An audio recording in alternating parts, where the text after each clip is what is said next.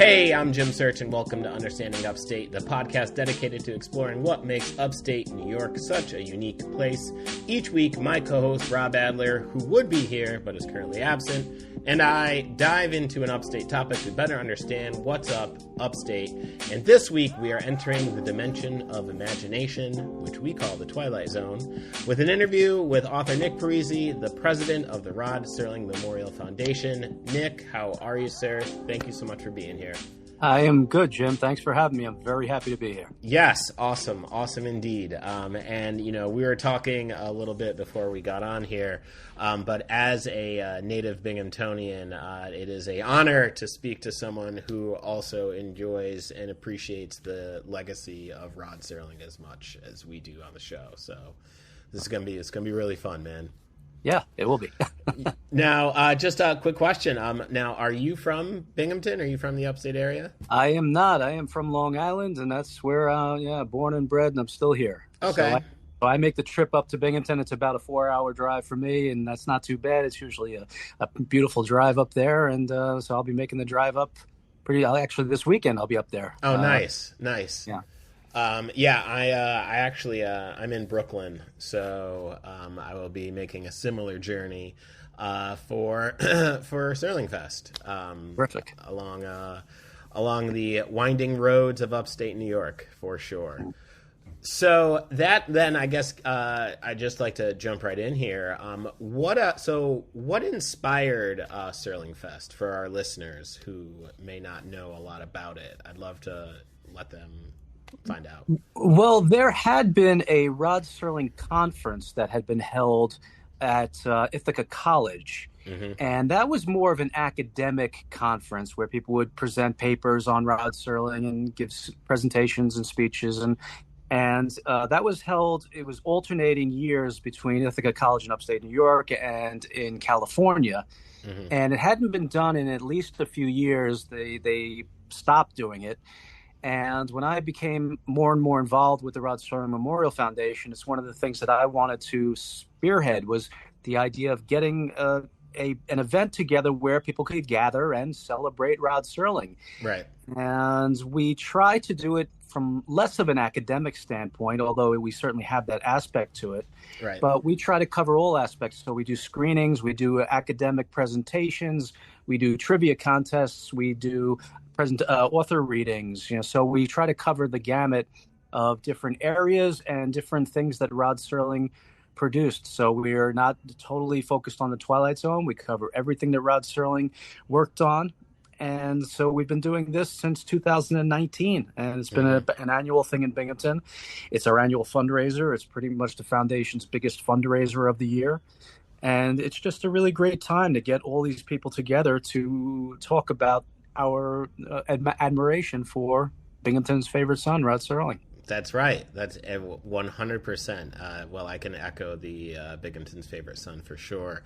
And I do also want to say, I think it's great that you have taken a kind of broader lens of Rod. And I think it's great to learn so much of his life because, he had such an amazing and just kind of multifaceted experience, for example, when I was at the fest last year, I had no idea his depth into boxing.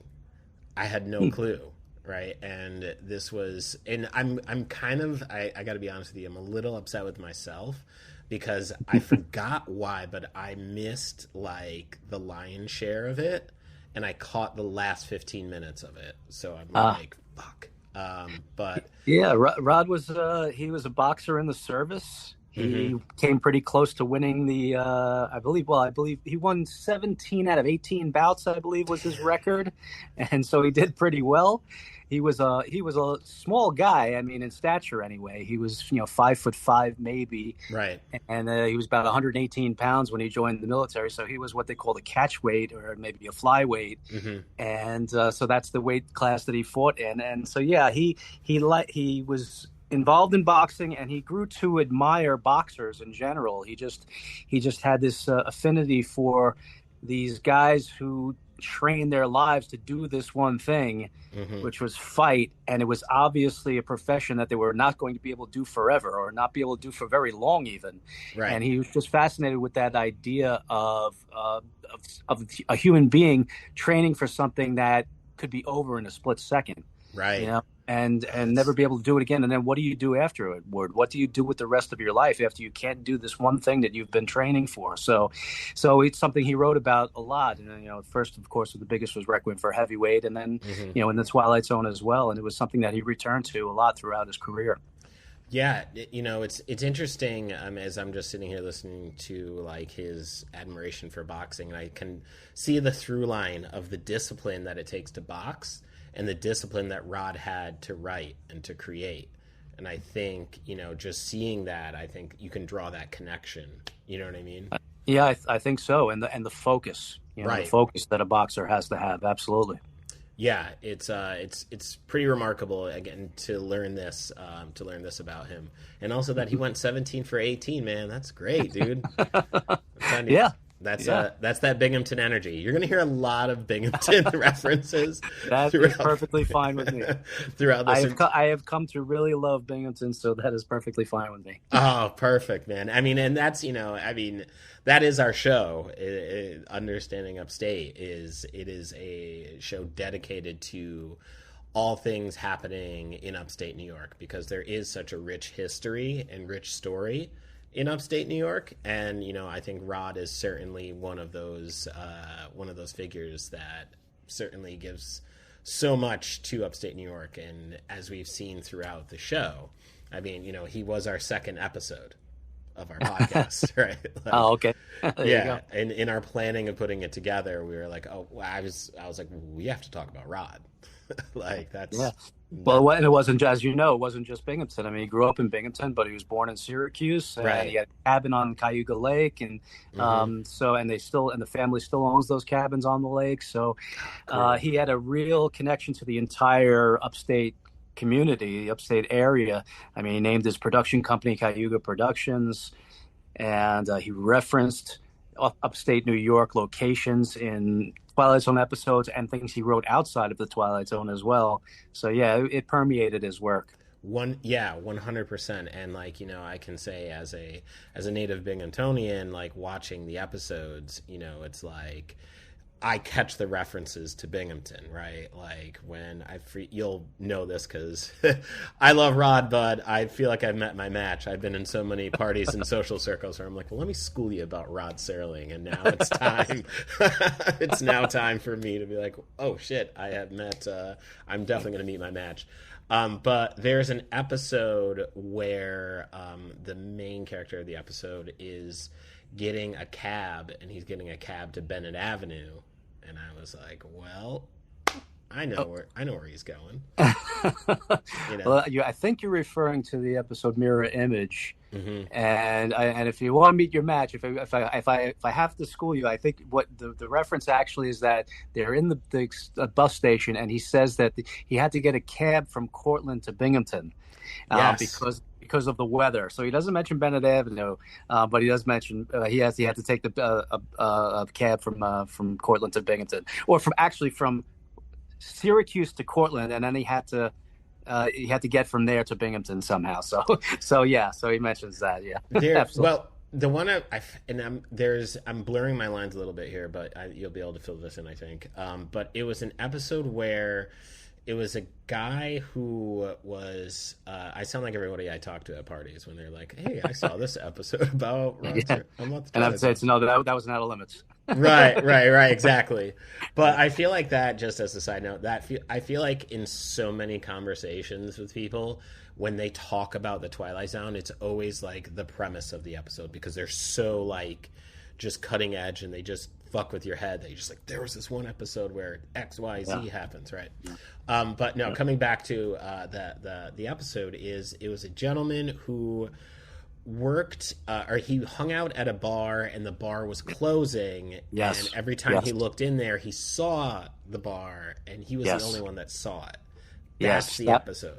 that is actually a night gallery episode, and that's called they're tearing down Tim Riley's bar. And you're right. And in that episode, he actually mentions his own address, 67 Bennett Avenue. He says, "I want to be taken to 67 Bennett Avenue." And and there's a cop who he's talking to, because the character Randy Sloan, or Randy, I always mess up his name for some reason. Randy is pretty inebriated. Yes. And he says, let me take you. The cop says, "Let me take you home." And he says, "Great, take me to 67 Bennett Avenue." He says, "You don't live at 67 Bennett Avenue." He says, "Yes, I live at 67 Bennett Avenue." And that was, that was Rod Serling saying, "Yeah, I still live at 67 Bennett Avenue," even though it had been a long time since he had lived in that house. Which I can say for the record that this would not be the first time that someone in Binghamton was inebriated and demanded to go to a house that they may or may not have lived in, but insisted that they do. Hey, maybe Rod did at one point. Yeah, exactly. It's funny because I think about just like all the landmarks that he's used in and around Binghamton, right? Because there's obviously 67 Bennett Avenue, there's Boscov's in downtown Binghamton, there's the bus station that have all inspired the universe that Rod created. And probably most significantly, Recreation Park. The carousel in Recreation Park that pretty much inspired Walking Distance, and that's now where the Rod Serling statue stands, Recreation Park in Binghamton. And I have to say, I was there for the unveiling of the statue, and it's so awesome and just such an incredible monument to him and his work. Talk to us a little bit about how that all came to be, because I think for some of our listeners, I think they'd be really interested to know what went into that. Well, it was something that had been on the foundation's radar for many, many years, and it always seemed that it was honestly just maybe going to be too expensive. We're not a gigantic organization, and obviously we are a charity. We are staffed by totally volunteer efforts, volunteers giving their time. So we really had to figure out, how are we going to afford this thing? Thankfully, we were able to get some help from the state and from the city. Right. Our local assemblywoman, Donna Lupardo, was able to get us a very nice grant. And actually, we just had a board meeting recently where we went through the funding for the statue again, just to kind of go to review it. And it really pretty much came out to be pretty much 1/3 from that grant, 1/3 from the foundation's resources, and 1/3 from a Kickstarter and donations that we got from people. We did a Kickstarter to fund the statue, and that got us the momentum to go forward with the rest of it. So we were able to raise about $50,000 through a Kickstarter. Great. And that honestly, it ended up being about a third. It ended up costing about $145,000, $150,000 total for the statue, including shipping and the base and everything else. And we had a company that we liked that did the statue. Their statues.com is their website, which is kind of, it sounds kind of silly, but we were in touch with them, and they worked with us very, very closely on the design for the statue. We were they are based in Utah, and Ann Serling, Rod's daughter, youngest daughter, has family in Utah, and she was able to go out to Utah and actually see the statue while it was being created and give them her feedback on what to change, what could be adjusted. And so that was tremendously helpful. And so we finally we were able to get it done, and and the city was very cooperative with us in terms of giving us the plot of land on in Recreation Park where we knew it needed to be. First of all, there was no doubt from anyone that it had to be in Binghamton, obviously. Of course. And secondly, Recreation Park was also a given, because again, that park is about 7 blocks from Bennett Avenue. It's where Rod Serling played when he was a kid. The bandstand already had a marker for Rod Serling in it. The carousel has artwork from the Twilight Zone all the way around it. So we knew that the statue just had to be there. So we were able to get that straightened out, and and unveiled it last year to a really great event. Yeah, And again, as somebody who was present for that, I have to say it was definitely a very moving moment, I have to say, just as far as even just a fan and somebody from Binghamton of, I think for me at least, of how much of an inspiration he is for a lot of us. Because, like, as somebody growing up in Binghamton, it's such a unique place, and to have somebody synthesize it and then, kind of draw it into this world that, like, when you watch it as somebody who's from here, you go, yeah, I get it. I have heard that from plenty of Binghamtonians, that they understand why the Twilight Zone may have been born there. Because, it's just, I as a non-Binghamtonian, I don't necessarily get that feeling, but sure. I can tell you, I definitely get the understanding of where Rod Serling's sense of nostalgia came from. Yes. And his sense of, that time of innocence in Binghamton that he wanted to return to so badly. I get that in spades. I recognize that. So, and yeah, as you mention it, I think that really does resonate for someone who doesn't necessarily live in Binghamton, but I go up there pretty often for shows and obviously for SerlingFest, of how much I do in some ways miss that nostalgia and miss growing up there. And, look, I'm full transparency. Binghamton certainly has its issues, but it's where I'm from, right? Everybody in some ways understands that and respects where they're from. But I can see that connection between someone who doesn't live there and goes back and knows where everything is going to be, because it doesn't move, right? Yeah. And sure. Yeah. So I do want to, and I'd love to get your thoughts on this. As far as just, the Twilight Zone and Rod's career, I feel like I don't feel that he was, certainly ahead of his time as far as social justice issues, and when he really pushed that envelope. But what do you think, I guess, drew him to that and then really pushed for that? Because this certainly was a time where saying these things on TV and writing these things was really unheard of. Rod had just an innate sense of social justice, an innate sense of morality. That just, I honestly believe he was just born with that. Mm-hmm. And, that was certainly encouraged. I believe that his father most likely had the same sense of morality and the same sense of social justice, from everything I've heard, and his mother as well, I'm sure.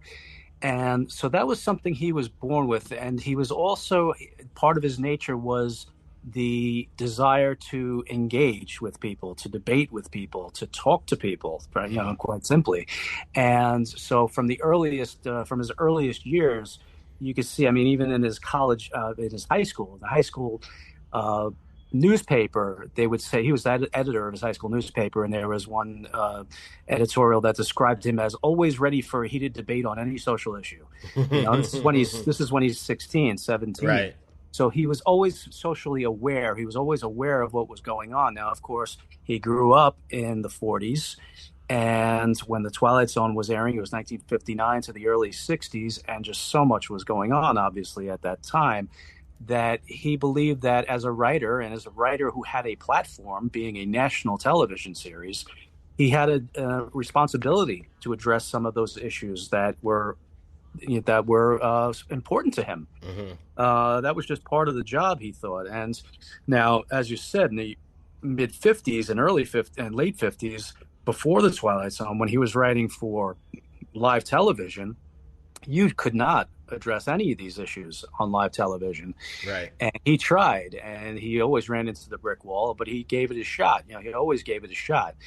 And when it came to the Twilight Zone, he was able to address these issues in the form of science fiction and fantasy, and kind of get around the censorship in that way by putting the words in the mouths of aliens or time travelers or whatever it may be.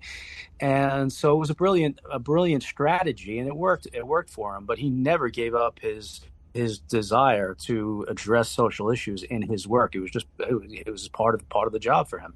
Right. Yeah. I mean, that totally makes sense as far as just that unrelenting, I guess, quest, if you will, to continue that. And, it reminds me of a quote, and it really stuck out to me when I was there last year because I was walking around just reading all the newspaper clippings and just taking everything in. But there's a quote he said was, an alien can say what a Democrat or Republican can't.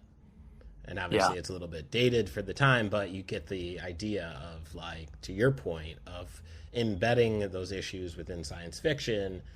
An alien can certainly speak to civil rights. An alien can speak to anti-Semitism, like all of those things. Yes, and Rod was really, again, a pioneer in doing that on television.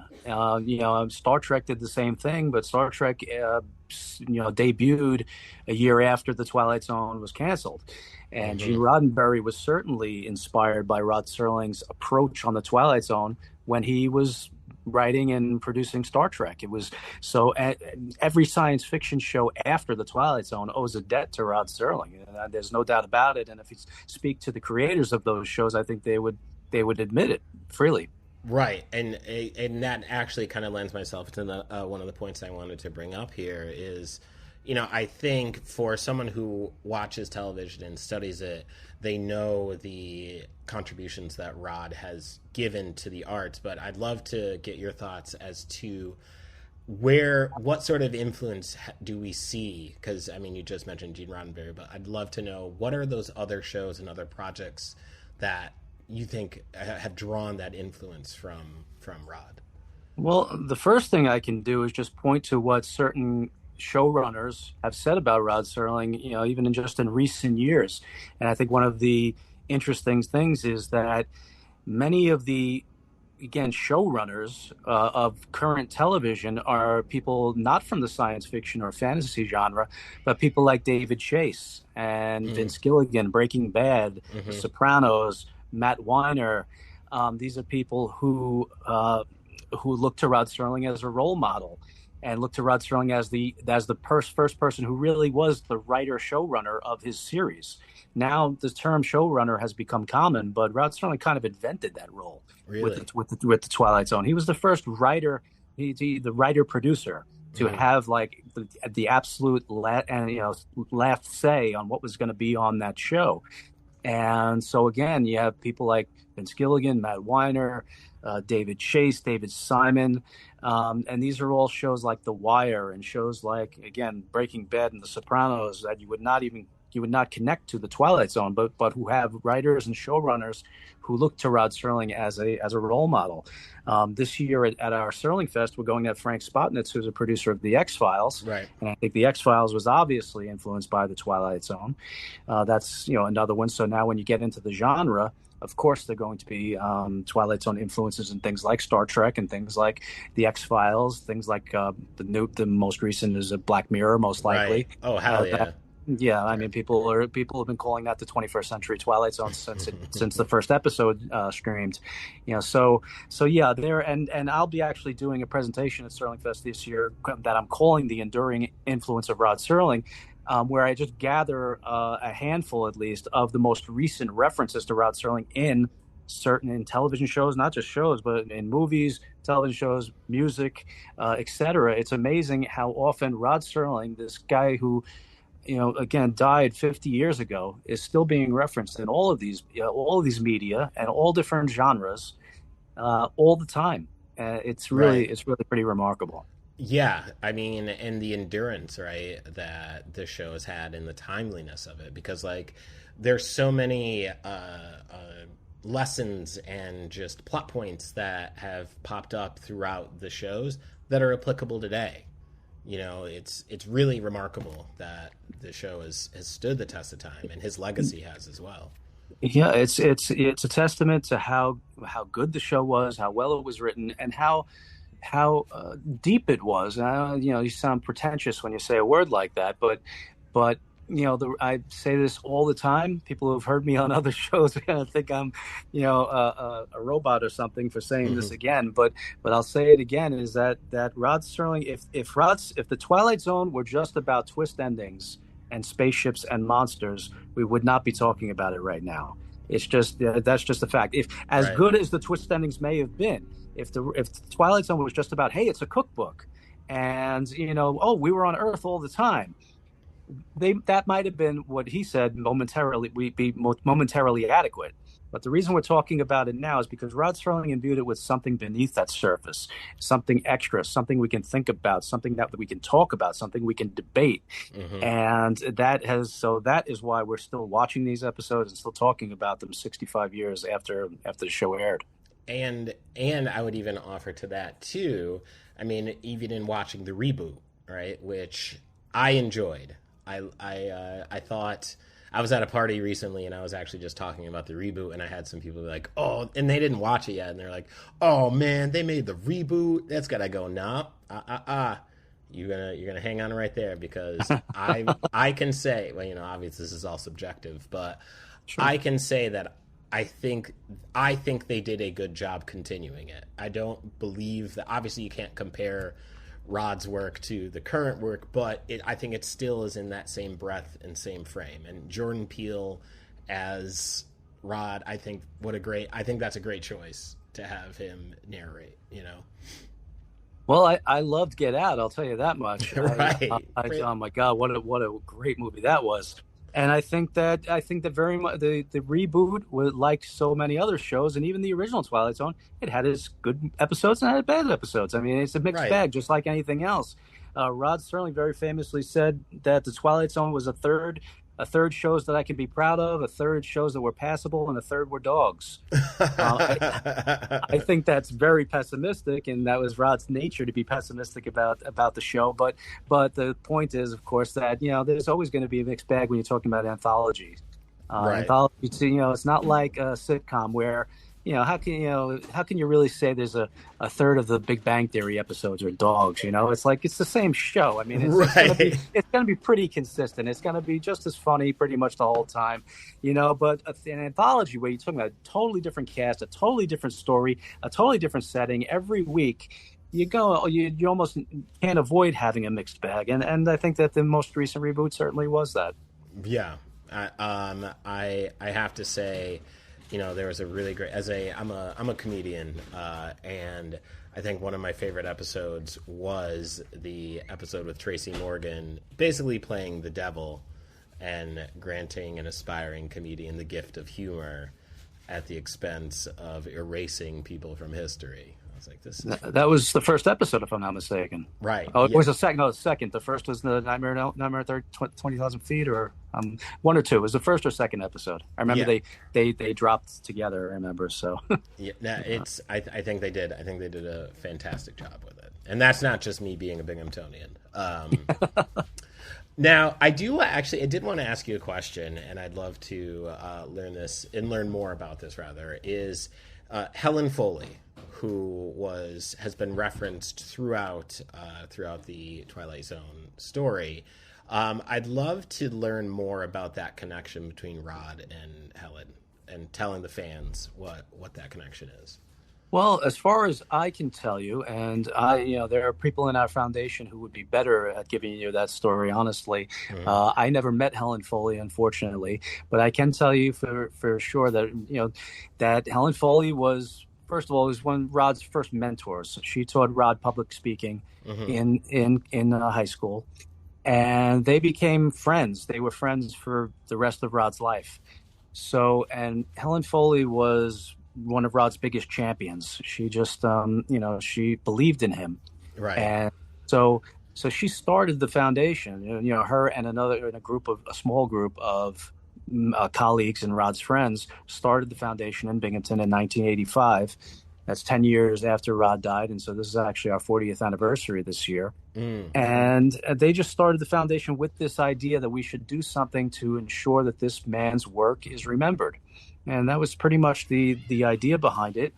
And, she took it upon herself and to promote Rod Serling's work as well as she could. Right. And at the statue dedication last year, I mentioned that, if there's ever a doubt as to who was Rod Serling's greatest champion, Helen Foley once said, and this is a direct quote, our committee has worked trying to get the city of Binghamton to come to its senses and name everything in the city after Rod Serling. So that was Helen Foley. I mean, so you don't get more of a Rod Serling cheerleader than that. Man. You know, and listen, from everything I've heard of Helen Foley, she was a beloved teacher in Binghamton. Everybody who had her said what a great teacher she was, how caring she was. So I'm sorry I never got to meet her, but she started this ball rolling, and then 40 years later, we're carrying it along the field. That's such a great story, man. And you know. In Binghamton, you know, at Binghamton High School, the theater is the Helen Foley Theater, named in her honor. And it's the Helen Foley Theater in the Rod Serling School of Fine Arts. Yep. There you go. Yep. And, you know, it's funny. I actually, when I was in high school, and I don't have it right here with me, but when I was in high school, I was in media arts class, photography class, and we submitted just like a little video project called Number 9, and it won the Rod Serling Fine Arts. It was submitted into that competition, I guess, and we won we got a certificate, and we got it for best sound. And I still have it to this day. It's 1999. I'll bring it up to SerlingFest. I'll show it to you. That is great. Yeah. So, you know, I think it's so, just as somebody who has grown up in Binghamton and watched his impact and how I feel like it really does send a inspirational message to those who do live in Binghamton, that you do have talent and that, like, you have contributions and you have a story. And I think I'm glad that you guys are able to continue his legacy in that lane. That's just one of the many reasons to do it. Yeah. So we're happy to do it. Yeah. And I actually saw last year that there's, and you can fill this in here, but there's at MacArthur, the elementary school on the south side, there's a video project that one of the teachers do there, and it's based on an episode where it's like the subjectivity of beauty, and I think that's just really cool that she would continue that. Yeah, well, the Binghamton School District, the elementary schools, they do something every year called the Fifth Dimension Program, and it's a day or it's more than a day. I think it's over a course of time. The fifth grade, all of the fifth grades in the Binghamton elementary school system will cover Rod Serling's work and the Twilight Zone. And I was able to participate last year with them and do a presentation at Rod's statue. And they watched The Eye of the Beholder, which is the episode you just referenced. Right. They watched The Monsters That Do on Maple Street, and they learned the lessons of these episodes. They talk about them. And, you know, so when I was there answering their questions, they got these episodes. They enjoyed them. You know, the first thing I asked each of these classes when I met with them was did the black and white bother you?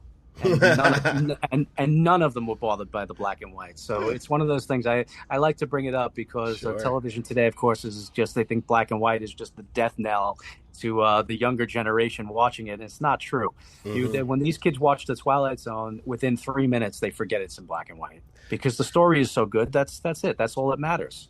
Yeah. I mean, and I think that really does kind of speak to the power of it, right? Is like, yeah. No doubt. This could be in black and white and was, and those stories really do carry. And, you know, as somebody who every New Year's Eve, at this point in my life, New Year's Eve is no longer going out and staying out till 4 a.m. Those days, I think, have left me. But what it is now is, you know, my lady and I will sit on the couch, turn on sci-fi, and let it go.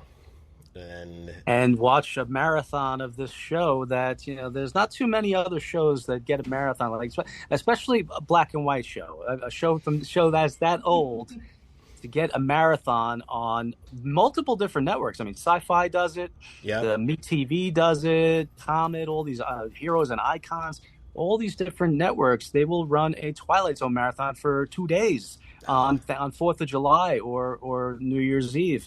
And other than, you know, maybe The Honeymooners gets it, but I don't know any other black and white series that, you know, that runs in marathons like that today. Yeah, it's pretty remarkable. Oh, 100%. And I was just about to say, I feel like The Honeymooners is the only other like black and white marathon that I can think of off the top of my head. Yeah, yeah. And I even have I have my Rod Serling T-shirt. I wear my Rod Serling T-shirt. Put that on with my bucket hat, and I'm ready. I'm ready to go, man. You're getting the spirit, Yeah. Oh, 100%, man. Now, I want to ask you a question. If you had to pick one Twilight Zone episode to watch forever, it's the only one that you could watch, which one would it be? Well, that's an interesting way to phrase it, to watch forever, because there's a little different than saying which is your favorite Twilight Zone episode, maybe. Sure. You only get one. Yeah, because I mean, I always say when I'm asked what my favorite Twilight Zone episode, I've kind of come to the default answer of Walking Distance being my favorite. Mm-hmm. Walking Distance, for your listeners who may not be aware, it's a time travel episode about a man who goes back in time to his childhood and tries to, recapture his youth. It's Rod Serling kind of telling us, how badly he would like to go back to Binghamton and become a kid again and ride the carousel and eat cotton candy and watch a band concert. And I love that episode. I loved it when I was a kid, and I love it now. But watching that one forever, man, I'm not sure that would be the one I would pick. That's a good question. Let me to sidestep the answer. I'll give you my top five, and one of them would certainly be it. So my top five would be Walking Distance, The Monsters That Do on Maple Street, The Howling Man, which was not written by Serling, Shadow Play, which was also not written by Serling, and The Obsolete Man, which was written by Serling. So maybe to give a kind of an affirming, life affirming kind of episode, maybe I would go with Walking Distance, because he does kind of, that wisdom that he gets at that end of that episode. I think I may be able to live with that one for the rest of my life. I love it. Has anyone ever asked? So no one's ever asked you which one you would watch forever? Not quite that way. No. Okay. Like I said, I get the what's your favorite episode all the time, but it's almost like, if you had one song to listen to for the rest of your life, what would it be? It's like, ooh, man, I don't know. If it might not be my favorite song, it's a song I could tolerate the most for the rest of my life. Mm-hmm. I don't know, a song that tells me something particular that I want to hear for the rest of my life. So it's a little bit of a different question. It's also, and I realized in preparing for this interview, that question is also a very Twilight Zone-y sort of scenario to play out. Now, I wanted to ask you another question. This is more about Rod. We have obviously some of our listeners are big fans of Rod, but what's one fun fact about Rod that a fan may not know? What would that be? Well, the one that jumps to mind right away is that because people to this day still are surprised sometimes when I tell them, is that Rod Serling co-wrote the original Planet of the Apes. So a lot of people still don't know that he co-wrote the original Planet of the Apes with Michael Wilson. I think that's a fun fact, because now you're talking about a guy who gave us maybe the most influential television series of all time. And, by the way, co-wrote one of the biggest blockbusters that started this franchise that is still going to this day in the Planet of the Apes. Now, he didn't write the original novel. It was based on a novel by Pierre Boulle, but he had a pretty solid connection to the success of that first movie, which if the first movie was a bomb, obviously there wouldn't be a franchise of Planet of the Apes movies. So I think that's the one that jumps to mind. And other than that, just his military service is the other one that, if people don't know, that Rod Serling volunteered to serve in the military when he was barely 18 years old, and the experiences that he had serving in World War II. Right.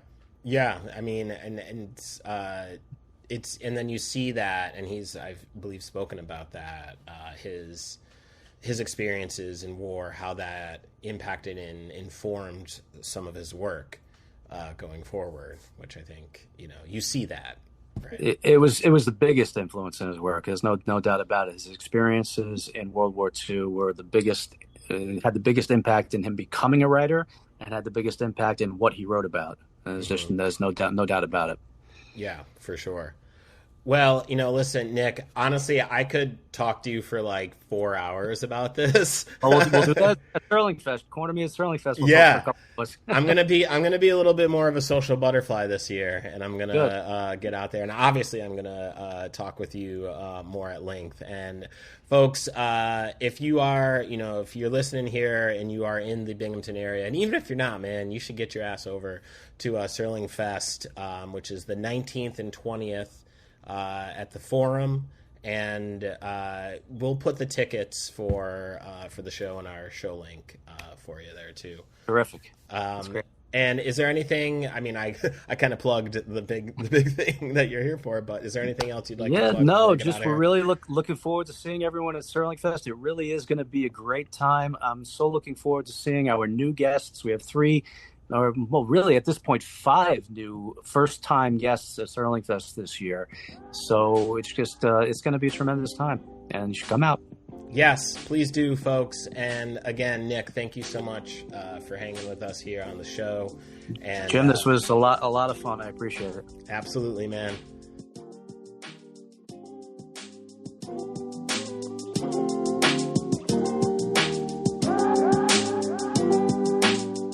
Understanding Upstate is a podcast hosted by Jim Search and Rob Adler, edited by Rob Adler, and music from Regal Monk.